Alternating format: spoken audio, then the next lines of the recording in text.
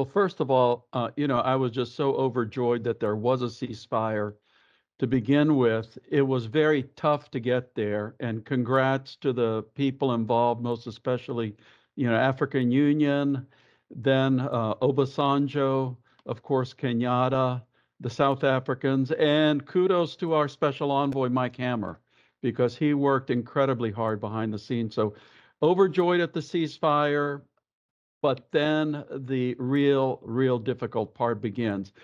I was also quite relieved at the more recent meeting, which was in Nairobi on November 12th, where they've actually started now to come up with some of the implementation mechanisms. Most encouraging was the immediate establishment of a hotline, and then some of these deadlines that they have come out with. But I think as my friend and colleague Don will talk about, the proof is going to be in the pudding, and there's some very difficult steps ahead. That's for sure, Ambassador Booth. The devil is in the details. And so, what is your reaction and thoughts about what it will take for this to be more sustainable? Well, first of all, it's going to take the continued political will of both the Ethiopian government leadership and the Tigrayan leadership to implement what they have agreed on paper now.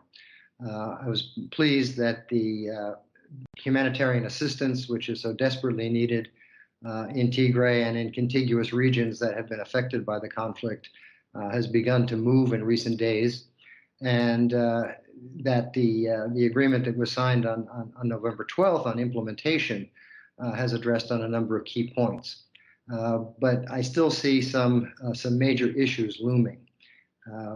One of the provisions calls for the disarmament and demobilization of Tigrayan forces to occur in conjunction with the withdrawal of all forces other than that of the Ethiopian National Defense Force, which would mean the withdrawal of Eritrean forces as well as ethnic militias from neighboring states, particularly from Amhara state. The Eritreans have, as far as I'm aware, remained completely silent on their intentions in this regard. And the issue of the Amhara withdrawing from the western part of what had been Tigray province, or the Tigrayans still considered to be Tigray province, is going to be another contentious issue that could indeed delay the disarmament process. I certainly hope not. I think the suffering that has been witnessed by the people of Tigray and the neighboring areas is such that the political leadership needs to get on with continuation of the cessation of hostilities and truly reaching a political solution. Well, turning back to you, Ambassador Nagy, what do we know about the balance of forces between the government and TPLF? What does this moment tell you about that? What kind of factors or changes on the battlefield do you think led to this particular moment? That's a great question, because I think here is the crux of the matter.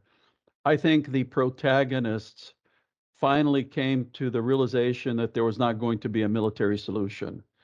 They were on the way to basically act two of this horrendous drama, because it started out the premeditated attack by the TPLF on the Ethiopian National Defense Forces. Ethiopians with Eritreans and overwhelmed the cities in Tigray.